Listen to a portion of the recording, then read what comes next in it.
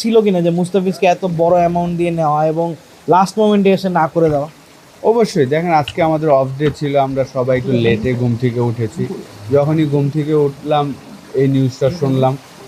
কলকাতা থেকেই প্রচুর সাংবাদিকরা আমাকে কল করছিলেন রিয়াকশন নেওয়ার জন্য। যখন শুনতে পেলাম আসলে অবাকই হয়েছি যে এই ধরনের ঘটনা হতে পারে।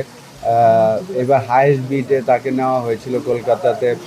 আমরা সবাই ওয়েট করছিলাম মুস্তাফিজের পারফরমেন্স দেখব, কারণ প্রথম 2016 থেকেই কিন্তু সে যখন আইপিএল খেলা শুরু করেছেন অসাধারণ পারফরমেন্স করে যাচ্ছেন। প্রত্যেক বছরই কিন্তু তার সেই প্রাপ্য সম্মানটা সে কখনই পায়নি। এই বছর কলকাতা চমৎকারভাবে বিট করেছিলেন আপনার চেন্নাই এবং দিল্লি, তিনটা টিম বিট করার কারণেই আসলে শেষ পর্যন্ত 9.20 করোড় তে তাকে নেওয়া হয়েছিল। যখন শুনতে পেলাম যে আসলে এই ধরনের একটা নিউজ যে বিসিসিআই কেকেআরকে বলেছেন যে আসলে তাকে রিলিজ করে দেওয়ার জন্য, এটা শুনে অবাকই হয়েছে। আসলে ক্রিকেটের সাথে রাজনীতি একদম মেলানো উচিত না আমি মনে করি। তো এটা শুনে আসলে খারাপই লেগেছে। আমি তো রাজনীতি একদমই বুঝি না এবং জাস্ট খেলা নিয়েই থাকতে চাই। আমিও মুস্তাফিজও শুধু খেলা নিয়েই থাকে। সে সুযোগ যদি না পায় ডেফিনেটলি মন খারাপ হবে, কিন্তু অতটা আর কি খারাপও লাগবে না। কারণ এই কারণে যে যেহেতু তার রিজিকে যদি না থাকে সে ওইটাতে বিশ্বাসী।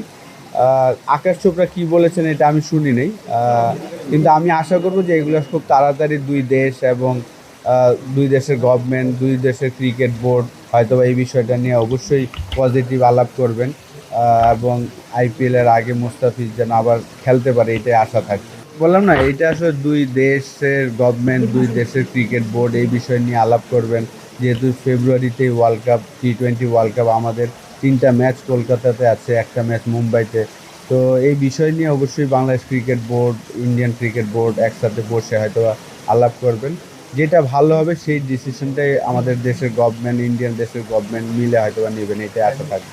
তারা জানতে চেয়েছে যে আসলে নিউজটা শুনে কেমন লাগছে আর কি, কতটা শখ। ডেফিনেটলি আমার কাছে মনে হয়েছে যে ক্রিকেটের সাথে রাজনীতি একদমই মিলানো উচিত না।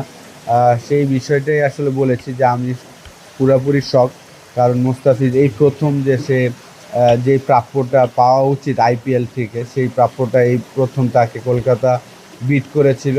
তো সেই জায়গায় যখন খেলতে পারবে না এটা শুনে অবশ্যই আমারও খারাপ লাগছে। আমাদের 18 কোটি মানুষেরই আসলে খারাপ লাগার বিষয় আমি মনে করি। এবং সেই বিষয়টাই আসলে তুলে ধরলাম যে না, আর কি বিষয়টা আসলে এই জায়গায় যাওয়া উচিত না। ক্রিকেটের সাথে শুধু ক্রিকেটই থাকা উচিত। তো আশা করব যে এটা দুই দেশের গভর্নমেন্ট এবং দুই দেশের ক্রিকেট বোর্ড হয়তোবা এই বিষয়টা নিয়ে আলাপ করে ঠিক করে ফেলে।